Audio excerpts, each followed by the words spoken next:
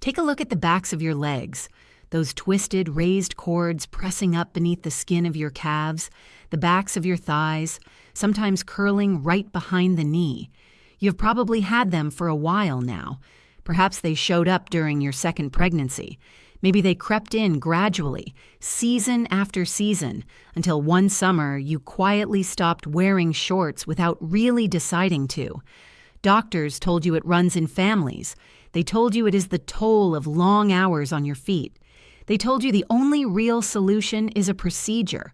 Sclerotherapy, laser treatment, surgical removal, costly, invasive, and for a lot of people short-lived, because no one ever sat down and told you why they keep coming back. I am going to do exactly that.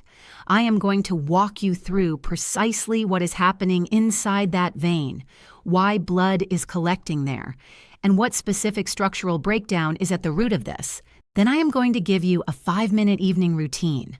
Free, completely non-invasive, repeatable every single night, that targets the actual mechanical cause, not just the surface-level appearance. Here's what most of your evenings probably look like. You've been upright or seated with your legs hanging down for somewhere between 12 and 14 hours. By the time evening arrives, your legs feel heavy, not exactly painful, just weary in a way that does not lift when you sit down. You press a fingertip against one of those twisted cords, and it feels warm, faintly tender. You prop your feet up on the couch and feel a brief wave of relief. Then morning comes, you get out of bed, and that heaviness is already there waiting for you. Your doctor glanced at your legs, said, "Classic varicose veins," mentioned a possible referral to a vascular specialist, and moved on. What your doctor almost certainly did not explain, because there is no billing code for a 5-minute talk about how fluids behave under pressure, is the precise physical chain of events producing those veins. And without understanding that chain, you cannot solve the problem. You can only treat the surface. Subscribe to Dr. Laura Chen and hit the like button right now. This channel runs on one principle. The system profits when you stay unwell, not when you recover. That is basic economics, not personal blame. And what comes next? No one is going to volunteer at your next appointment. Here is the false belief I want to take apart first. Most people assume varicose veins are a wall problem, that the vein wall itself weakens, stretches, and bulges outward until it becomes visible beneath the skin. Fix the wall. Fix the problem. This is why the standard medical conversation skips straight to procedures. Close the vein, strip it out, inject a chemical that scars it shut. Eliminate the visible trouble. That thinking is not wrong exactly, but it is incomplete in a way that virtually guarantees those veins will return. The wall is not where this begins. The wall is where it eventually ends up. Here is what is actually happening. Inside every vein in your body, and this matters most in the leg veins because they spend the majority of each day fighting gravity directly, there are tiny one-way doors called valves. Small flaps of tissue, each roughly the size of a fingernail, spaced at regular intervals along the inner surface of the vein wall. Their function is single and essential. They open to allow blood to travel upward toward the heart, then snap shut to keep that blood from sliding back down. Picture a staircase where each step has a trapdoor beneath it. Blood climbs one step, the trapdoor closes. It climbs the next, that trapdoor closes too. The only permitted direction of travel is upward. Now imagine those trapdoors begin to stick. The hinges stiffen. The flaps no longer seal completely. Blood climbs a step, but the trapdoor only closes halfway. Some of it slides back down. The blood already waiting below now has to accommodate extra volume. It gathers. The pressure inside that segment of vein climbs. And under sustained pressure, the vein wall, which is living tissue, not rigid pipe, does the only thing living tissue under pressure is capable of doing. It expands. That is a varicose vein, not a wall that gave out first. A valve that gave out first, and a wall that yielded under the weight of accumulating pressure. This distinction changes everything. Because if the valve is where this originates, the real question becomes, what weakens the valves in the first place? And the answer to that question points directly toward what you can actually do tonight, at home, without any procedure at all. Before I continue, I need to say this plainly. There are warning signs that mean you stop this video immediately and contact a vascular specialist. If one leg is noticeably more swollen than the other, and that swelling came on suddenly, within hours or days, that could point to a deep vein thrombosis, a clot in the deep venous system. That is a medical emergency. Do not wait. If your varicose veins are accompanied by an open sore near the ankle that refuses to heal, that is advanced venous insufficiency requiring clinical care. If you press on a vein and feel a firm, tender cord beneath the skin with redness above it, that is superficial thrombophlebitis, a clot in a surface vein, and it needs evaluation today. If none of those apply, keep watching. What you are dealing with is a mechanical, gravitational, and nutritional problem with a real evidence-based protocol behind it. So what actually weakens venous valves? 3 specific things. First, sustained gravitational load. Every hour you stand or sit with your legs below the level of your heart, the blood pressure inside your lower leg veins quietly rises. Not dramatically, not with any pain, just steadily. Over years, that unrelenting pressure wears down the valve leaflets. They gradually lose their elasticity. They stop sealing completely after each heartbeat. This is why varicose veins are far more common among nurses, teachers, cashiers, and surgeons than in people whose daily movement varies throughout the day. It is not standing itself that does the damage. It is the unbroken column of blood pressing downward on those valves, hour after hour without any interruption.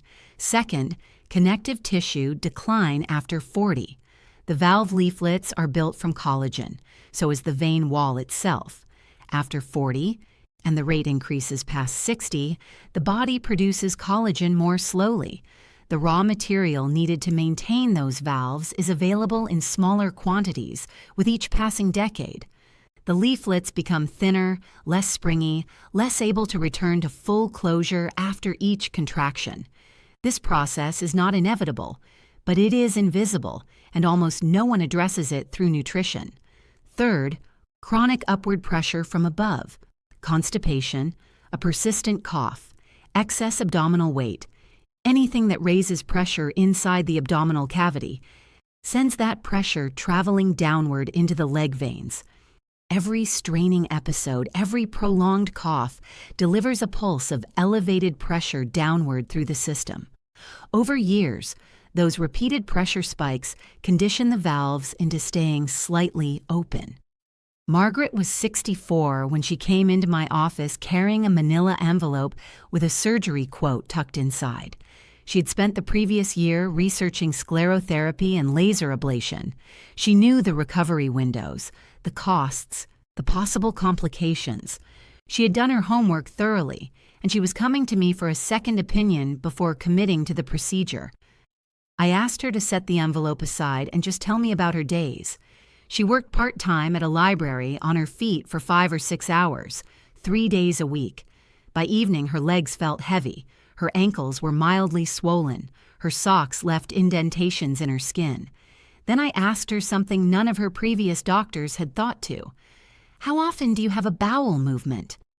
She looked at me as if I had changed the subject entirely. She told me she had struggled with constipation for years, managing it with fiber supplements but still straining several times a week. Margaret, I told her, your veins have a valve problem, not a wall problem. The wall problem will return after any procedure if we do not address what is degrading the valves. I would like you to try a protocol for 8 weeks before you make any surgical decision. She agreed, though not without skepticism. 8 weeks later, she had not had the procedure.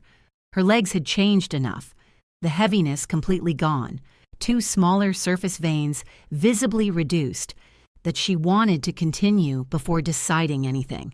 That was entirely her choice, arrived at because her symptoms had shifted, not because anyone applied pressure. I am not telling you procedures are never appropriate. For large, Severely symptomatic veins, intervention has a legitimate and well-documented role. I am telling you that for the majority of people with early to moderate varicose veins, the mechanical origin is never addressed, and that is exactly why the veins come back. Here is what most people over 60 are doing that speeds up valve deterioration. First, sitting with legs crossed or with the knees bent tightly for extended stretches. This compresses the popliteal vein, the large vein running behind the knee, and partially blocks venous return. Blood pools below the compression and pressure builds. 30 minutes while reading is not the issue. 4 hours every evening is. Second, long hot baths or extended hot showers in the evening. Heat causes veins to dilate. Dilated veins cannot maintain proper valve closure. A hot soak is wonderful for tired muscles, but for vein walls and valve leaflets, sustained heat is a structural challenge. Finish with 30 seconds of cool water over both legs. Not uncomfortably cold, just cool. This prompts the vein to contract and the valves to return to their natural resting position. Third, consistently low intake of dietary flavonoids. Flavonoids are plant-based compounds that directly support the structural integrity of both the vein wall and the valve tissue. The specific ones that matter most, rutin, hesperidin, diosmin, are found in buckwheat, the white pith of citrus fruits, and dark sour cherries. Most people over 60 consume almost none of these with any regularity. It is a slow, invisible deficiency with a visible consequence on the backs of the legs. 3 foods that directly support venous valve integrity. First, buckwheat, not buckwheat flour baked into bread. Actual whole cooked buckwheat groats. A 100-gram serving contains more rutin than almost any other commonly available food. Rutin reinforces the collagen matrix of the vein wall and reduces capillary fragility.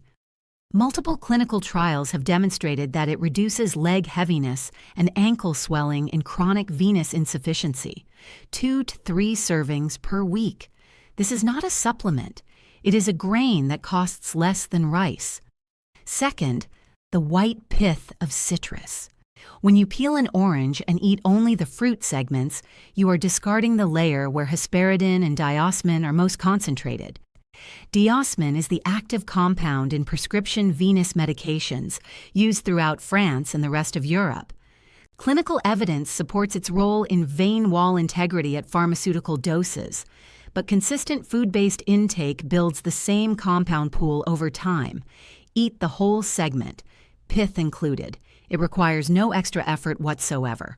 Third, tart cherries, either frozen sour cherries or tart cherry concentrate.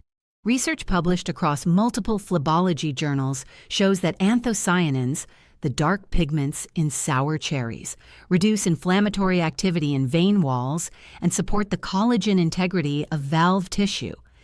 2 tablespoons of concentrate stirred into water in the evening, or a small handful of frozen sour cherries over morning oatmeal. Here is the full protocol. 3 parts: morning, daytime, and evening. 5 minutes of active effort. Everything else happens while you are already resting. Morning, 60 seconds. Before your first cup of anything, stand barefoot on a hard floor, feet shoulder-width apart. Rise fully onto your toes, then lower your heels back down with a firm, controlled contact. 30 repetitions, 1 per second, 30 seconds total. The soleus, the deep muscle of the calf, is the most powerful venous pump in the entire body. When it contracts, it squeezes the deep veins and drives blood upward against gravity. After a night of lying still, that pump needs a starting signal. These heel drops provide it. They wake the pump up before gravity gets its first advantage of the day. Daytime. 1 behavioral rule. Any time you have been seated for more than 30 consecutive minutes, do 10 slow ankle circles in each direction. Then 10 gradual calf raises from your chair. 45 seconds. Set a reminder if you need one. This is not exercise. It is keeping the pump running so blood does not stagnate against the valves for hours at a stretch. Evening. 15 to 20 minutes. This is where the most important work happens. About an hour before bed, while you are reading or watching something, lie on your back and elevate both legs. Against the wall, draped over the back of the couch, or resting on two firm pillows. One requirement: your heels must be higher than your heart. A 4 to 5 degree angle is sufficient. You do not need to go fully vertical. Hold this for 15 to 20 minutes. What is happening? You are reversing the gravitational load that your venous valves have been working against all day. Blood and interstitial fluid that pooled in your calves and ankles during your waking hours now flows back toward your body's center by gravity alone, without any valve effort required. You are deliberately draining that reservoir while you are still awake and in control, so it does not redistribute at 2 in the morning. After the elevation, stand slowly and use the bathroom. You will find you need to urinate more than you expected. That is correct. The fluid that was sitting in your legs is now passing through your kidneys. You drain the reservoir on your own terms. Follow that with 30 seconds of cool water over both legs in the shower. Feel the veins contract. That is passive valve closure. The cooler temperature tightens the vein wall and brings the leaflets closer together, partially restoring the tone that accumulated heat and gravity have been drawing out all day. Margaret began with the evening elevation and the morning heel drops. Within the first week, the heaviness was gone by morning. By week 3, her socks no longer left marks. At week 8, 2 smaller surface veins on her left calf had faded enough that she had to search for them.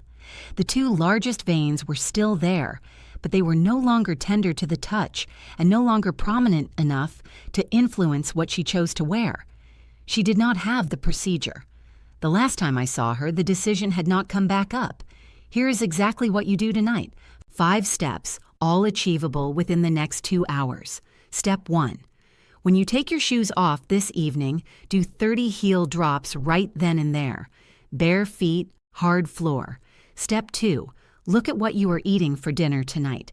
If it involves cured meat, aged cheese, or a heavily salted dish, reduce the portion or swap it out. Hidden sodium feeds inflammation in the vein wall. Step 3. 1 hour before bed, elevate your legs for 15 minutes. Couch back, wall, or stacked pillows.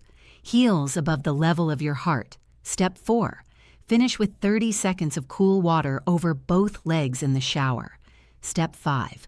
Starting tomorrow, bring buckwheat into your regular rotation 2 to 3 times each week. That is your rutin source. That is the food that begins to rebuild what your valves are made from. Take a photo of the backs of your legs today.